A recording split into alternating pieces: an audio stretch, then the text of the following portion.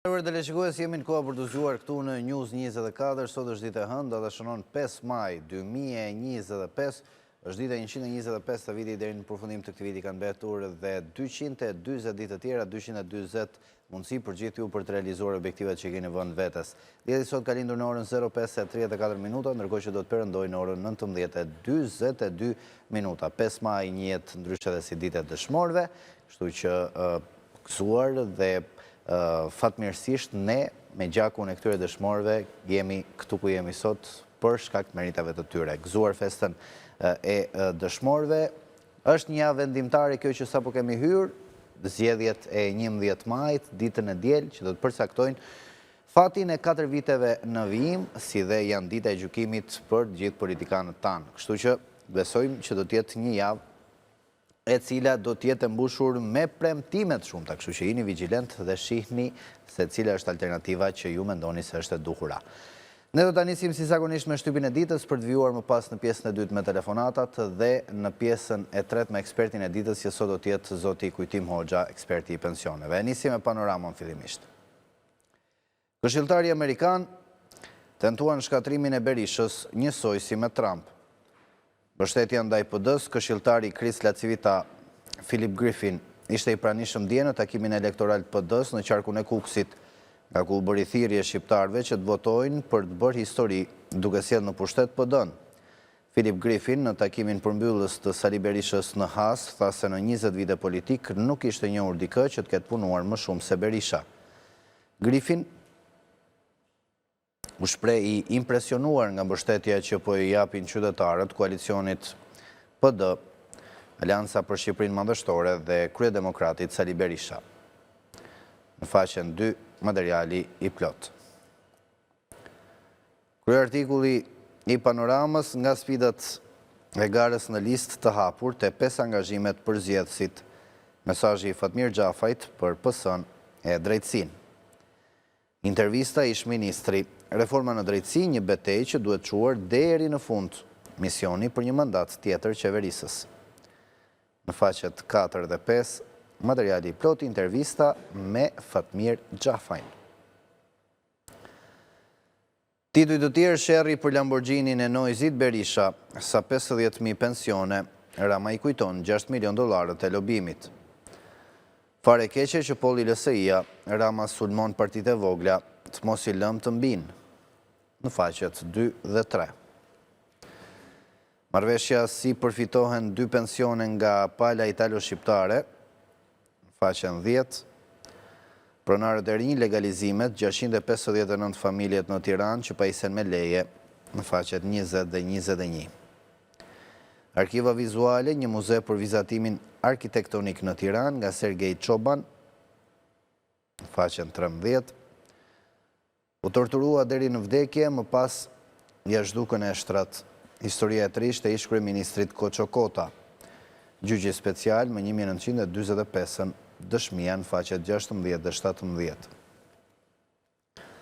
Hapësira opinion, sfidat e BE-s në përballjen e deregullimit, shkruan profesor doktor Erben Malaj, në faqen 19, dhe ambasadori Mal Berisha shkruan përpjekja e 8 absurde e kuvendit të Kosovës.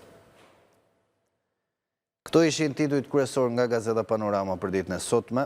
E gjeni në çdo pikëshitje të gazetave në vend. Ne do të vijmë tani me një tjetër gazetë të përditshme, është Radha e Telegraf. Shohim titujt kryesor të saj.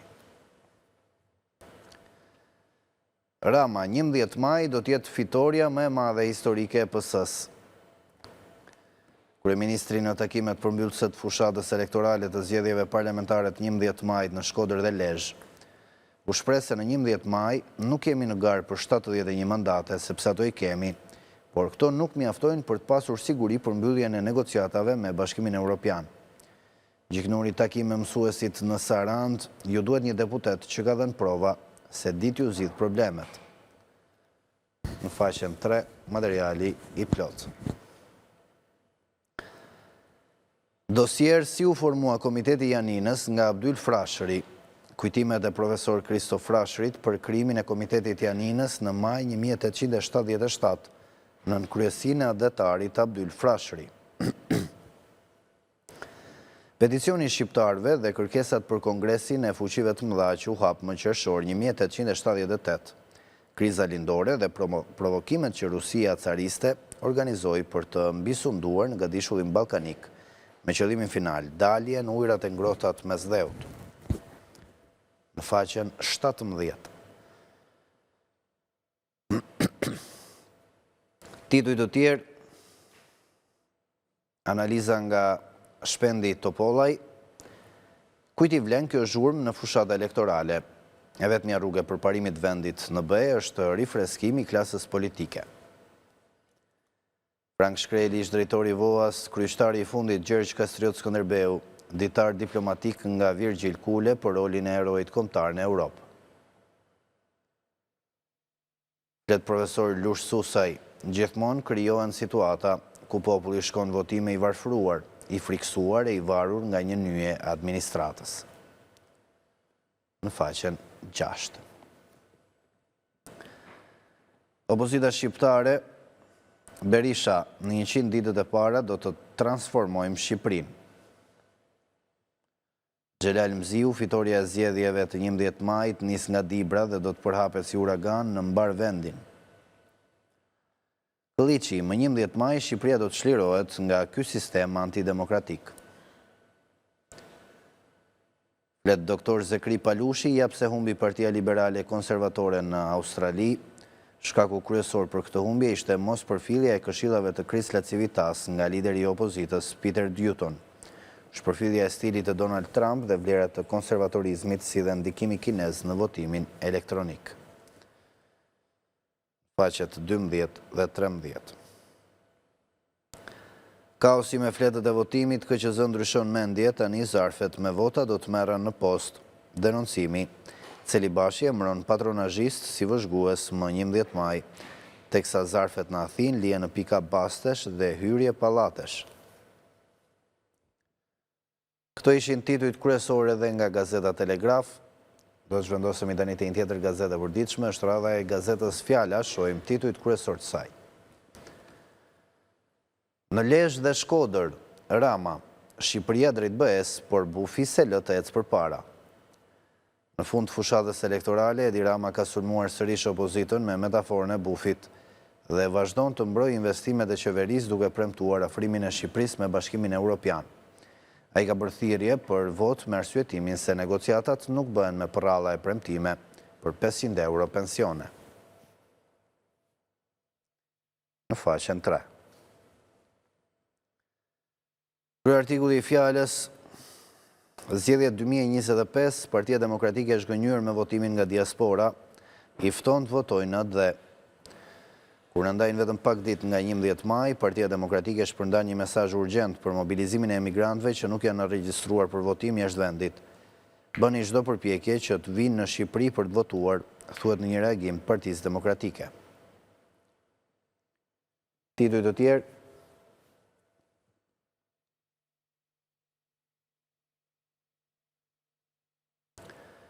Maj në Shqipëri, dita e dëshmorëve, gjaku që u kthye në devizë politike e përfitime ekonomike, nga Leonard Veizi. Opinion kërkohet që Mali i Zi të dëmshpërblej familjarët e të gjithë viktimave civile të luftrave,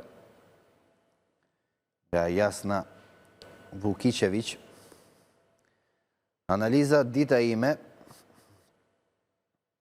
dita e fitores në Europë, nuk ishte as pak si imazhi ynë për të sot, nga Sheila Hancock. Këto ishin titujt kryesor nga Gazeta Fjala për ditën e sotme. Do të vijojmë tani me një tjetër gazetë të përditshme, është radha e gazetës Dita, shohim titujt kryesor të saj për këtë të hënë. Një gjë amerikane me shumë zero. Efekti i milionave duhet të demonstrohet në javën që po hymë. Më vonë është si të vishesh me smoking dhe papion, pasi balloja ka mbaruar e të ftuarit nisin të zbrazin sallën. Po kanë rëndësi zgjedhjet për Berishën në faqen 7. Kryeartikulli i gazetës Dita vjen nga Artan Duka, 5 maj e shkuara dhe e ardhmja. Pa lanç, luftën antifashiste nacional shqirimtare, Shqipëria nuk do të kishte kufin që kemi sot, sepse perëndimi e ndëshkoi kolaboracionizmin pa ngurim.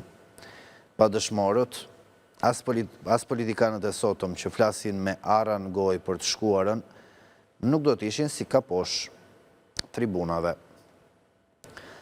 Qëndrimi ndaj së shkuarës përcakton shumicat në vend ndaj dhe 5 maj, 17 e 29 nëntori, festat e brigadave përkujtimore e heronjve, dëshmorëve e betejave të Lançit nuk janë thjesht një protokoll. Janë test se politika përjeton dhe vlerëson atë që shumica e shqiptarëve ndjen dhe respekton. Në faqet 2 dhe 3, materiali i plot. Titujt të tjerë, dita e dëshmorëve të Dheut, 5 maj dhe shembulli që duhet bëj me turp feudalët shqiptar të kohërave të reja. Veç mëkateve të tjera kanë bisupe edhe atët për ndjekjes dhe të përpjekjes për të parcelizuar Shqipërinë në ngastra të vogla, të ndara nga armiqësi e urrejtje që ata vetë i kanë mbjellë për të siguruar pushtetin e tyre. Titujt të tjerë, personazh, historia e pabesueshme e mjeshtrit Pandeli Thanasi dhe motorit të Hitlerit. U braktis nga ushtria naziste gjatë luftës së dytë botërore, vazhdon të punoj afro 85 vite më pas. Në brëndësi Alizoti dhe kthimi i tij te gjysmë Pinga, nga Bedri Islami, Berisha dhe lobimi $6 milion nga Geri Kokalari. 2 reportaje, fushata elektorale në fshatrat e Dibrës dhe në korçën e votës së inercisë. Prej shumë vitesh në arrest, banorët e zonave rurale mbeten ende te kërkesat bazike për ujë dhe rrugë. Në brëndësi, për një nga burrat e shquar të gjeologjisë, nga Emil Lafe, dhe titulli i fundit, këshilla për artritin dhe problemet e gjumit, nga rubrika e shëndetit. Këto ishin titujt kryesor nga Gazeta Dita për ditën e sotme. Ne do të vijmë tani me një tjetër gazetë të përditshme, Shtrada e Gazetës Sot. Shohim titujt kryesor të saj për këtë të hënë.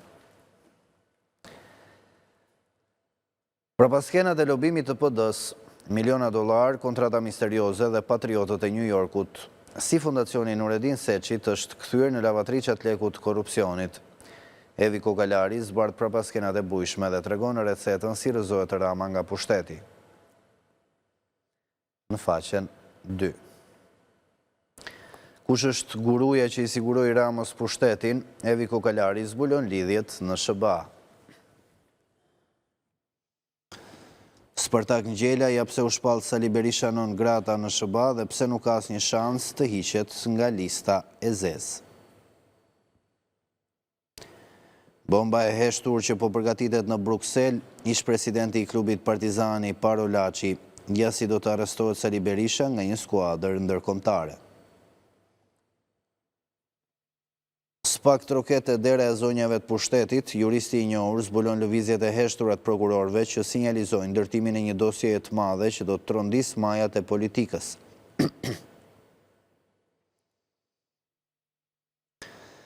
Trump ju mbyll përfundimisht derën bufonëve të Sorosit, pasi nxori Edi Ramën me shkelma nga takimi me J.D. Vance në Myni, për zë dhe Vučićin. Presidenti serb nuk pritet as në shtëpinë e bardhë, as në kompleksin Mar-a-Lago. Në faqen 7, materiali i plot.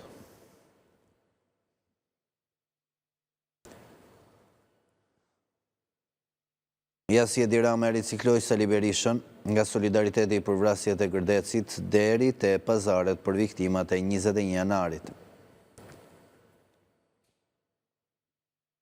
Belinda Balluku me varësit e saj u kanë grabitur shqiptarve 378 milion euro, nga Evis Berberi, Ceno Klosi, te Blendian në Dalipi, ja emrat e përfshirë në korrupsion të frikshëm.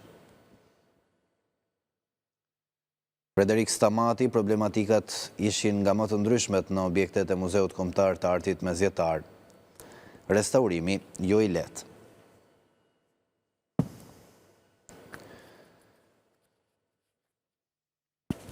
Këto ishin titujt kryesor nga Gazeta Sot për ditën e sotme. Ne do të vjojmë tani me një tjetër gazetë të përditshme, është radha e të përditshme së më të madhe sportive në vend Panorama Sport, shohim titujt kryesor të saj për ditën e sotme.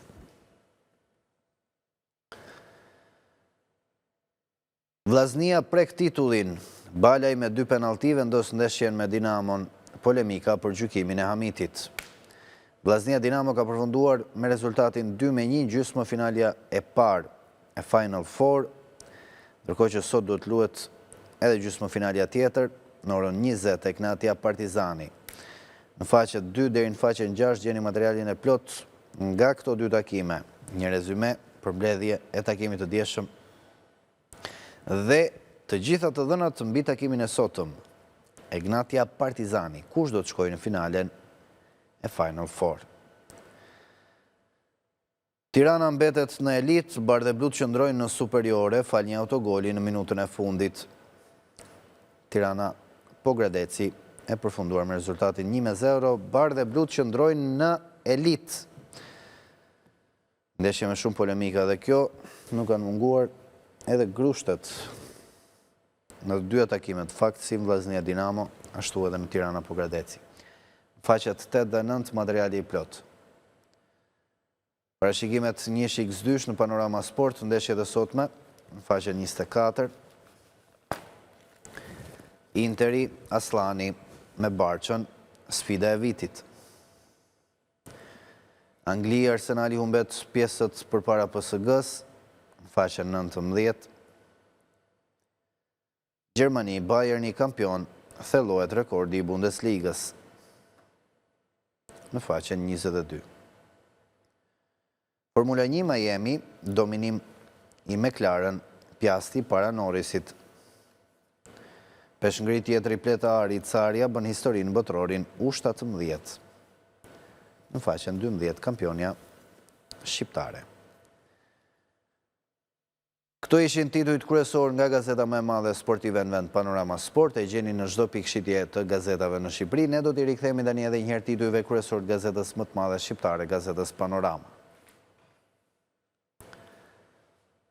Këshilltari amerikan tentuan shkatrimin e Berishës, njësoj si me Trumpin. Mbështetja ndaj PD-s, këshilltari Kris Lacivita, Philip Griffin, ishte i pranishëm dje në takimin elektoral të PD-s në qarkun e Durrësit e Kukësit, nga ku bëri thirrje shqiptarëve që të votojnë për të bërë historinë, duke sjellë në pushtet PD-n. Philip Griffin, në takimin përmbyllës së Sali Berishës në Has, tha se në 20 vite politik nuk ishte njohur dikë që të ketë punuar më shumë se Berisha. Griffin u shpreh i impresionuar nga mbështetja që po i japin qytetarët koalicionit PD, Alianca për Shqipërinë Madhështore dhe kryedemokratit Sali Berisha. Në faqen 2, materiali i plot. Krye artikulli i Panoramës nga sfidat e garës në listë të hapur te 5 angazhimet për zgjedhësit. Mesazhi i Fatmir Xhafajt për PS-n e drejtësinë. Intervista ish ministri, reforma në drejtësi një betejë që duhet çuar deri në fund. Misioni për një mandat tjetër qeverisës. Intervista e plot në faqet 4 dhe 5. Sherri për Lamborghinin e Noizit Berisha, sa 50.000 pensione, Rama i kujton $6 milion e lobimit. Fare keqe që polli LSI-a, Rama sulmon partitë e vogla, të mos i lëm të mbin. Marrëveshja si përfitohen 2 pensione nga pala italo-shqiptare, faqen 10. Pronarët e rinj legalizimet 659 familjet në Tiranë që pajisen me leje. I gjeni në faqet 20 dhe 21 gazetës Panorama ditës sotme. Arkiva vizuale, një muze për vizatimin arkitektonik në Tiranë nga Sergej Çoban. U torturua deri në vdekje më pas i zhdukën e shtrat. Historia e trisht e ish kryeministrit Koço Kota. Gjyqi special me 1945-ën, dëshmia në faqet 16 dhe 17. Hapësira opinion, sfidat e BE-s në përballjen e deregullimit, shkruan profesor doktor Arben Malaj. Opinioni fundit vjen nga ambasadori Malberisha për pjekja e 8 absurde e kuvendit të Kosovës.